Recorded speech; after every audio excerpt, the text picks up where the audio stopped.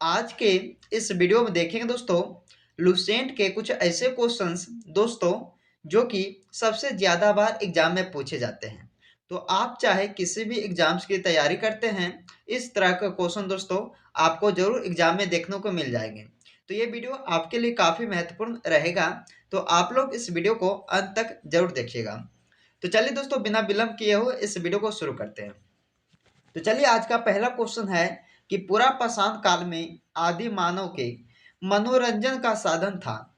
दोस्तों पूछा है कि पूरा पाषाण काल में जो आदि मानव के मनोरंजन का साधन था वो क्या था दोस्तों? तो शिकारी करना, यानी कि शिकार इसका आंसर हो जाएगा। चलिए अगला क्वेश्चन है, सबसे पहले कौन सा हड़प्पा कालीन स्थल खोजा गया था? इंपॉर्टेंट क्वेश्चन है, याद रखिएगा। तो सबसे पहले दोस्तों ये कौन सा जो हड़प्पा कालीन स्थल है जो खोजा गया था, वो हड़प्पा खोजा गया था दोस्तों, जिसका जो खोज है किसने किए थे?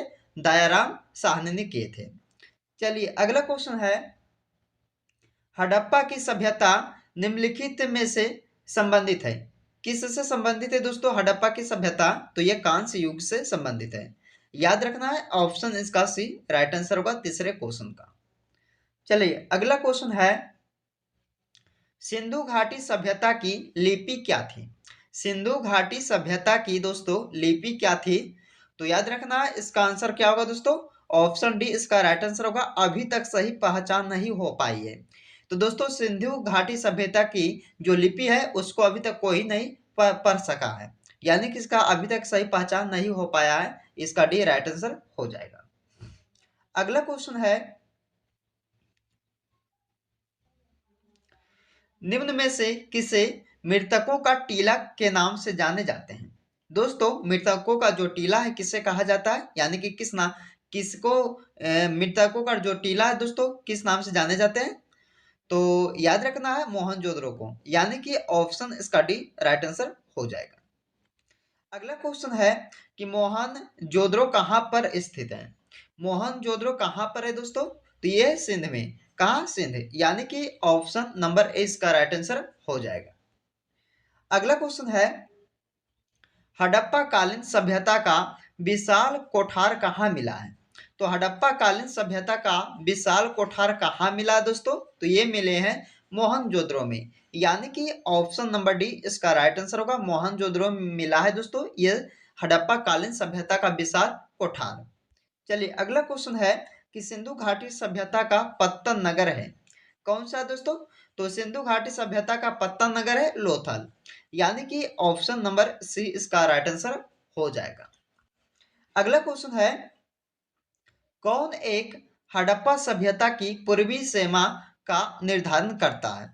तो इनमें से कौन सा है दोस्तों कि एक हड़प्पा सभ्यता की पूर्वी पूर्वी सीमा का निर्धारण करता है? तो ये होगा आलमगीरपुर। आलमगीरपुर, यानी कि सी इसका राइट आंसर हो जाएगा। अगला क्वेश्चन है कि हड़प्पा कालीन लोगों को किसकी जानकारी नहीं थी? दोस्तों हड़प्पा कालीन लोगों को लोहे का जानकारी नहीं था। किसका दोस्तों? लोहा का, यानी कि ऑप्शन नंबर ए इसका सही हो जाएगा। अगला क्वेश्चन है, सिंधु घाटी सभ्यता का ज्ञान मिलता है। दोस्तों सिंधु घाटी सभ्यता का ज्ञान मिलता है कहाँ से दोस्तों? तो पुरातात्विक उत्खनन से यह सिंधु घाटी सभ्यता का ज्ञान मिलता है। चलिए अगला क्वेश्चन है कि मानव द्वारा सर्वप्रथम किस धातु का उपयोग किया गया था? दोस्तों मानव द्वारा सबसे पहले किस धातु का उपयोग किया गया था? तो तांबा का। आप सभी को मालूम होगा, ऑप्शन नंबर डी इसका राइट आंसर हो जाएगा। चलिए अगला क्वेश्चन है, आर्य लोग भारत में कहां से आए थे? दोस्तों बताइएगा कि आर्य लोग जो थे वो भारत में कहां से आए थे? तो मध्य एशिया से आए थे, यानी कि ऑप्शन नंबर बी इसका हो जाएगा। अगला क्वेश्चन है कि आर्य भारत में किस रूप में आए थे? तो आर्य लोग जो है दोस्तों भारत में आए तो थे, लेकिन किस रूप में आए थे ये बताना है। तो वो आए थे आक्रमणकारी के रूप में आए थे, यानी कि आर्य भारत में आए थे दोस्तों आक्रमणकारी के रूप में, यानी कि इसका आंसर भी हो जाएगा। अगला क्वेश्चन है दोस्तों, अगर आप लोग अभी तक इस वीडियो को लाइक नहीं की हो तो जल्दी से लाइक कीजिएगा। अगर चैनल पे पहली बार आए होंगे तो चैनल को जरूर आप लोग सब्सक्राइब कीजिएगा। चलिए 15 नंबर क्वेश्चन है कि निम्नलिखित में से कौन सा वेद सबसे प्राचीन है? सबसे पुराना कौन सा वेद है दोस्तों? तो सभी को मालूम होगा ऋग्वेद, यानी कि ऑप्शन नंबर बी इसका राइट आंसर हो जाएगा। अगले क्वेश्चन देखिएगा, ऋग्वेद में सबसे पवित्र नदी का जिक्र किया था। दोस्तों जिक्र किया गया है किस नदी का? सबसे पवित्र नदी ऋग्वेद में पूछा है, ऋग्वेद में।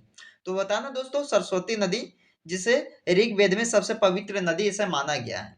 चलिए इसका आंसर डी हो जाएगा। अगले क्वेश्चन देखिएगा, हिंदू विधि पर एक पुस्तक मिताक्षरा किसने लिखी है? दोस्तों हिंदू विधि पर एक पुस्तक मिताक्षरा जो है वो किसने लिखी है? तो विज्ञानेश्वर ने लिखी है। किसने? विज्ञानेश्वर ने, यानी कि आंसर दोस्तों बी इसका राइट आंसर हो जाएगा। अगला क्वेश्चन है कि पुराणों पुराणों यहाँ पुराणों हो जाएगा दोस्तों कि पुराणों की कुल संख्या कितनी है? तो पुराणों की कुल संख्या 18 दोस्तों, याद रखना है। चलिए अगला क्वेश्चन है, गायत्री मंत्र का सर्वप्रथम उल्लेख कहाँ मिलता है? तो गायत्री मंत्र का सर्वप्रथम सबसे पहले उल्लेख मिलता दोस्तों ऋग्वेद में। कहाँ? ऋग्वेद में, जो सबसे पुराना वेद है। तो चलिए अगला क्वेश्चन देखते हैं दोस्तों, वैदिक साहित्य में प्रयुक्त ब्रीहि शब्द का अर्थ है। दोस्तों वैदिक साहित्य में प्रयुक्त ब्रीहि शब्द का जो अर्थ है वो है चावल। याद रखना, चावल, ब्रीहि शब्द का अर्थ होता चावल। अगला क्वेश्चन है, पाणिनि किस विषय के प्रसिद्ध विद्वान थे? पाणिनि दोस्तों ये किस विषय के प्रसिद्ध विद्वान थे? तो ये थे भाषा और व्याकरण के। ये पाणिनि जो है दोस्तों ये वे प्रसिद्ध विद्वान थे, भाषा और व्याकरण के। चलिए अगला क्वेश्चन है कि गौतम बुद्ध जी का जन्म कहाँ पर हुआ था? इंपॉर्टेंट क्वेश्चन है दोस्तों, याद रखिएगा। तो गौतम बुद्ध का जन्म लुम्बिनी में हुआ था। कहाँ? लुम्बिनी में। चलिए अगला क्वेश्चन है, गौतम बुद्ध की मृत्यु कहाँ पर हुई थी? दोस्तों गौतम बुद्ध जी के जो जन्म हुआ था वो हुआ था लुम्बिनी में, लेकिन मृत्यु जो हुआ था दोस्तों वो हुआ था कुशीनगर में, यानी कि ऑप्शन नंबर बी इसका राइट आंसर हो जाएगा। अगला क्वेश्चन है, भगवान बुद्ध ने अपना प्रथम उपदेश कहाँ दिया था? दोस्तों ये भी आपके लिए वेरी वेरी इंपॉर्टेंट क्वेश्चन है, इसे भी आप लोग याद रखिएगा कि भगवान बुद्ध जी ने अपना जो प्रथम उपदेश दिए थे वो दिए थे कहाँ? सारनाथ में। अगले क्वेश्चन देखिएगा दोस्तों, चतुर्थ बौद्ध सम्मेलन किसके शासनकाल में हुआ था? चतुर्थ बौद्ध सम्मेलन किसके शासनकाल में हुआ था? तो कनिष्क के शासनकाल में हुआ था, यानी कि इसका आंसर ए हो जाएगा।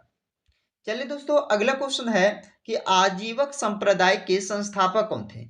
आजीवक संप्रदाय के संस्थापक कौन कहलाते थे? तो याद रखना, मखली गोसाल। क्या दोस्तों? मखली गोसाल, यानी कि ऑप्शन नंबर डी इसका राइट आंसर हो जाएगा। अगला क्वेश्चन है, जैन धर्म के प्रथम तीर्थकर कौन थे? दोस्तों पूछा है कि जैन धर्म के प्रथम तीर्थकर कौन कहलाते थे? ऋषभ देव। ऋषभ देव दोस्तों ये प्रथम तीर्थकर थे जैन धर्म के, याद रखिएगा। चलिए अगला क्वेश्चन है कि सिकंदर की मृत्यु कहाँ पर हुई थी?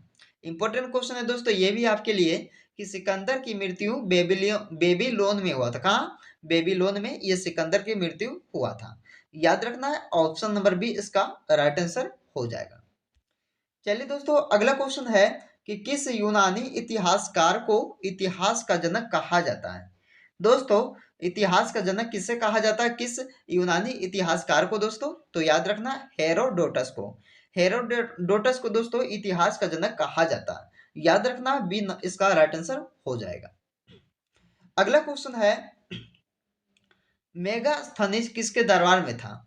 मेगास्थनीज किसके दरबार में था? तो याद रखना है ये चंद्रगुप्त मौर्य के दरबार में थे मेगास्थनीज, यानी कि आंसर इसका सी हो जाएगा।